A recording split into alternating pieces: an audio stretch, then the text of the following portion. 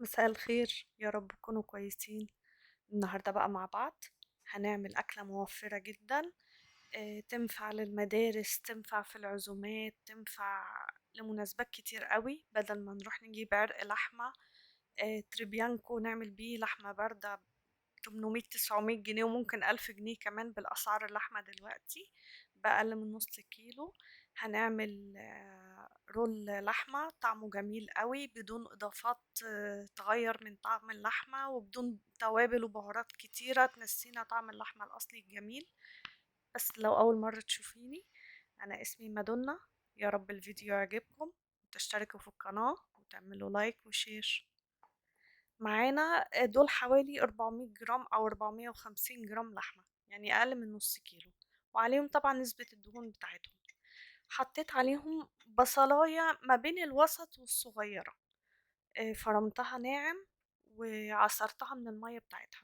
ونص معلقة صغيرة توم مفروم، مفروم ناعم قوي.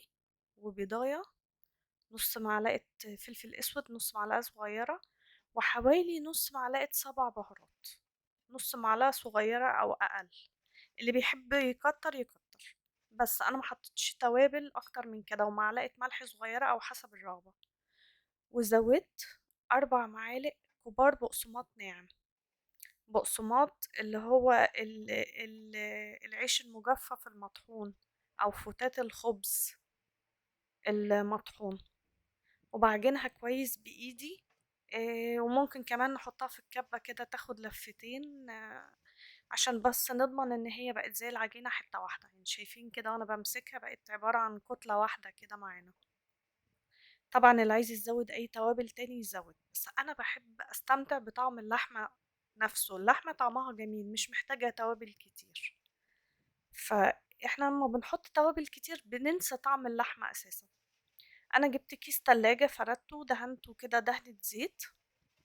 وفردت عليه اللحمة زي ما انتم شايفين كده، مستطيل كده بسوا واحد.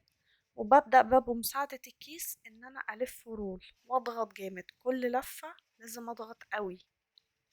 انتوا هتلاقوني كده موريالكوا الجزء ده بالتفصيل، مش قصاه علشان بس تشوفوا احنا مش عايزين يبقى فيه اي فراغات.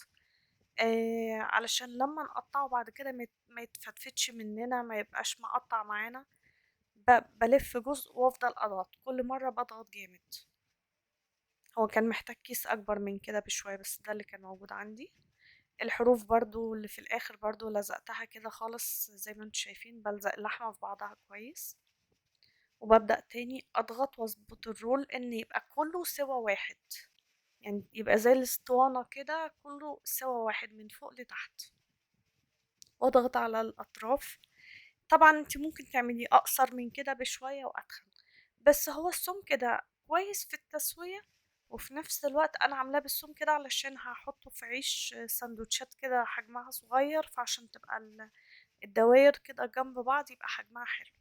لكن لو انتي عاوزاه لعزومة ويبقى حجم الدواير كده حجمها اكبر شوية، مفيش مشكلة، قصريه عن كده شوية وخليه اتخن شوية. بس طبعا هياخد وقت في السوا اكتر، علشان كل طبعا ما بنزود سمك الرول بيحتاج سوا اكتر عشان نضمن ان هو استوى من جوه كويس. جبت بقى ورقة زبدة برضو حطيت عليها معلقة زيت كده. هبتدي كده افرد معلقة الزيت. طبعا انا كده كده كنت بشتغل بقى بايدي، فما جبتش فرشة يعني افرد بيها الزيت. وبغسل ايدي طبعا كل شوية عشان محدش يقولي ان انا مش لابسة جوانتي. بس فعلا بالجوانتي ما ببقاش عارفة اتحكم قوي. زي ما انتم شايفين في كل خطوة برضو بأكد على ان انا اضغط على الرول كويس يبقى مظبوط من اوله لاخره زي بعض، يبقى مستقيم كويس، يبقى مضغوط على بعضه ما فيهوش اي فراغات في اللحمة من جوه. كده اطمنت هو ان هو بقى تمام. هبتدي بقى الفه كويس بالورقة الزبدة. انا بس دهنت الجزء الاول اللي هو عند اللحمة اللي هيبقى يعني ملزوق مباشر في اللحمة. هبتدي بقى ورقة الزبدة من الجنبين كده، ألف أبرمها كده زي البونبوني. طبعا انتوا لو هتعملوه بالثوم كده الافضل اعملوه جزئين، يعني اعملوه 2 رول صغيرين، عشان طبعا هو كده هيحتاج صينية كبيرة. وبرضو ممكن يتقطع معاكم وانتوا ماسكينه لو مش ماسكينه مظبوط. ورجعت جبت ورقة زبدة، وبرضو ضغطته تاني كويس قوي بيها كده، ولفيته زي ما انتوا شايفين، وبرضو عملته من الجنبين زي ورق زي البونبوني كده. تمام. انا طبعا شغلت الفرن من قبلها ب10 دقايق وسايباه يسخن كويس.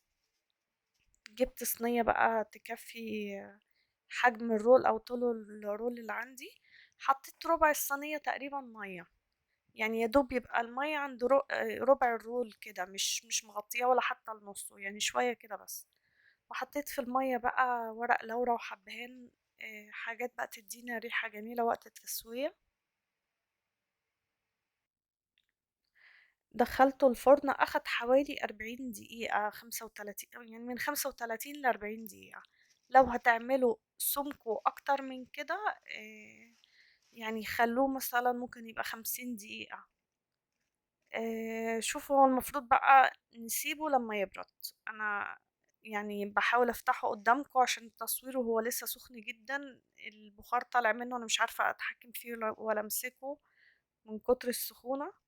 بس هو المفروض ده لازم يبرد كويس أوي وهو ملفوف، واما يسقع خالص ويبرد كويس نبقى نفتحه، عشان ممكن يتبهدل مننا، ممكن يتقطع في الخطوة دي، خلوا بالكم.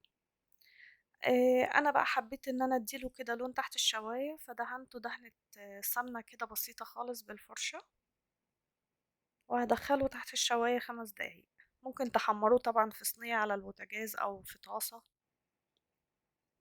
كده. بعد بقى ما خد لون كده تحت الشواية زي ما انتم شايفين، طبعا كنت بلفه تحت الشواية عشان ياخد من كل الجهات. رجعت بقى سبته برد خالص، ورجعت لفيته ببلاستيك راب وبيته في التلاجة. طلعته بقى تاني يوم من التلاجة، ممكن تسيبيه ساعتين تلاتة المهم يمسك كويس ويسقع.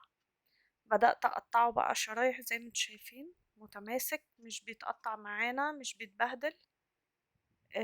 جميل جدا في السندوتشات في المدارس، أنضف طبعا 100 مرة من اللانشون والحاجات الجاهزة.